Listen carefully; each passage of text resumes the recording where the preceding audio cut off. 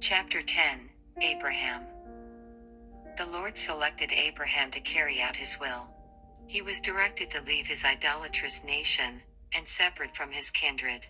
The Lord had revealed himself to Abraham in his youth, and gave him understanding, and preserved him from idolatry. He designed to make him an example of faith, and true devotion, for his people who should afterward live upon the earth. His character was marked for integrity, generosity, and hospitality. He commanded respect as a mighty prince among the people. His reverence and love for God, and his strict obedience in performing his will, gained for him the respect of his servants and neighbors. His godly example and righteous course, united with his faithful instructions to his servants and all his household, led them to fear, love, and reverence the God of Abraham. The Lord appeared to Abraham, and promised him that his seed should be like the stars of heaven for number. He also made known to him, through the figure of the horror of great darkness which came upon him, the long, servile bondage of his descendants in Egypt. In the beginning, God gave to Adam one wife, thus showing his order. He never designed that man should have a plurality of wives. Lamech was the first who departed in this respect from God's wise arrangement. He had 2 wives, which created discord in his family. The envy and jealousy of both made Lamech unhappy. When men began to multiply upon the face of the earth, and daughters were born unto them, they took them wives of all which they chose. This was one of the great sins of the inhabitants of the old world, which brought the wrath of God upon them. This custom was practiced after the flood, and became so common that even righteous men fell into the practice, and had a plurality of wives. Yet it was no less sin because they became corrupted, and departed in this thing from God's order. The Lord said of Noah and his family who were saved in the ark, "For thee have I seen righteous before me in this generation." Noah had but one wife, and their united family discipline was blessed of God. Because Noah's sons were righteous, they were preserved in the ark with their righteous father. God has not sanctioned polygamy in a single instance. It was contrary to his will. He knew that the happiness of man would be destroyed by it. Abraham's peace was greatly marred by his unhappy marriage with Hagar. After Abraham's separation from Lot, the Lord said to him, "Lift up now thine eyes and look from the place where thou art, northward, and southward, and eastward, and westward, for all the land which thou seest, to thee will I give it, and to thy seed forever. And I will make thy seed as the dust of the earth, so that if a man can number the dust of the earth, then shall thy seed also be numbered." The word of the Lord came unto Abram in a vision, saying, "Fear not, Abram, I am thy shield, and thy exceeding great reward." And Abram said, "Behold, to me thou hast given no seed, and lo, one born in my house is mine heir." As Abraham had no son, he at first thought that his trusty servant, Eliezer, should become his son by adoption, and his heir. But God informs Abraham that his servant shall not be his son and heir, but that he should really have a son. And he brought him forth abroad, and said, "Look now toward heaven, and tell me the stars, if thou be able to number them." And he said unto him, "So shall thy seed be." If Abraham and Sarah had waited in confiding faith for the fulfillment of the promise that they should have a son, much unhappiness would have been avoided. They believed that it would be just as God had promised, but could not believe that Sarah, in her old age, would have a son. Sarah suggested a plan whereby she thought the promise of God could be fulfilled. She entreated Abraham to take Hagar as his wife. In this they both lacked faith, and a perfect trust in the power of God.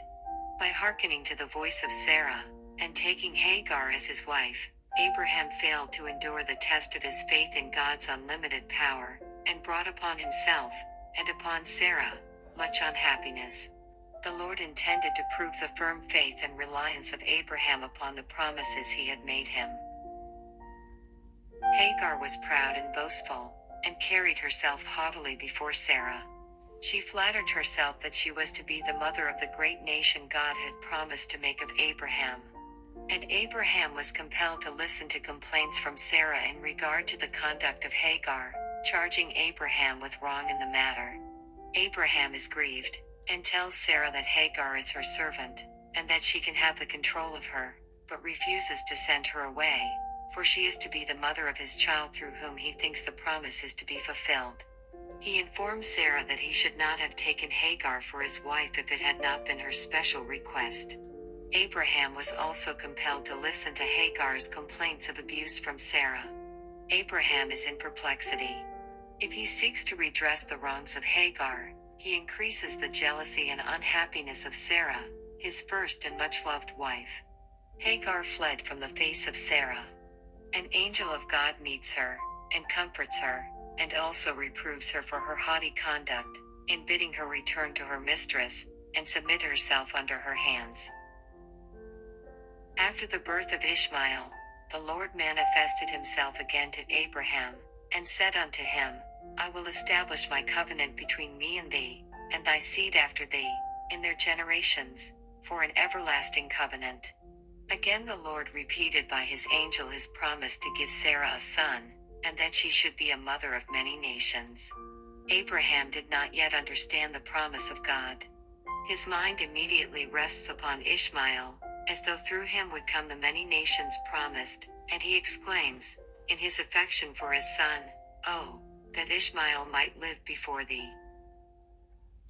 Again the promise is more definitely repeated to Abraham, Sarah thy wife shall bear thee a son indeed, and thou shalt call his name Isaac, and I will establish my covenant with him for an everlasting covenant, and with his seed after him. Angels are sent the second time to Abraham on their way to destroy Sodom, and they repeat the promise more distinctly that Sarah shall have a son. After the birth of Isaac, the great joy manifested by Abraham and Sarah caused Hagar to be very jealous. Ishmael had been instructed by his mother that he was to be especially blessed of God, as the son of Abraham, and to be heir to that which was promised to him. Ishmael partook of his mother's feelings, and was angry because of the joy manifested at the birth of Isaac. He despised Isaac because he thought that he was preferred before him. Sarah saw the disposition manifested by Ishmael against her son Isaac, and she was greatly moved. She related to Abraham the disrespectful conduct of Ishmael to her, and to her son Isaac, and said to him, Cast out this bondwoman, and her son, for the son of this bondwoman shall not be heir with my son, even with Isaac. Abraham is greatly distressed. Ishmael is his son, beloved by him. How can he send him away? He prays to God in his perplexity, for he knows not what course to take. The Lord informs Abraham, through his angels, to listen to the voice of Sarah his wife, and that he should not let his affections for his son, or for Hagar, prevent his compliance with their wishes. For this was the only course he could pursue to restore harmony and happiness again to his family. Abraham has the consoling promise from the angel, that Ishmael, although separated from his father's house, should not die, nor be forsaken of God, that he should be preserved because he was the son of Abraham. God also promises to make of Ishmael a great nation. Abraham was of a noble, benevolent disposition, which was manifested in his pleading so earnestly for the people of Sodom. His strong spirit suffered much. He was bowed with grief, and his paternal feelings were deeply moved as he sends away Hagar and his son Ishmael to wander as strangers in a strange land. If God had sanctioned polygamy, he would not have thus directed Abraham to send away Hagar and her son. He would teach all a lesson in this, that the rights and happiness of the marriage relation are to be ever respected and guarded, even at a great sacrifice. Sarah was the first and only true wife of Abraham. She was entitled to rights, as a wife and mother, which no other could have in the family. She reverenced her husband, calling him Lord, but she was jealous lest his affections should be divided with Hagar. God did not rebuke Sarah for the course she pursued. Abraham was reproved by the angels for distrusting God's power, which had led him to take Hagar as his wife, and to think that through her the promise would be fulfilled. Again the Lord saw fit to test the faith of Abraham by a most fearful trial. If he had endured the first test, and had patiently waited for the promise to be fulfilled in Sarah, and had not taken Hagar as his wife, he would not have been subjected to the closest test that was ever required of man. The Lord bade Abraham, "Take now thy son, thine only son Isaac, whom thou lovest, and get thee unto the land of Moriah, and offer him there for a burnt offering upon one of the mountains which I will tell thee of."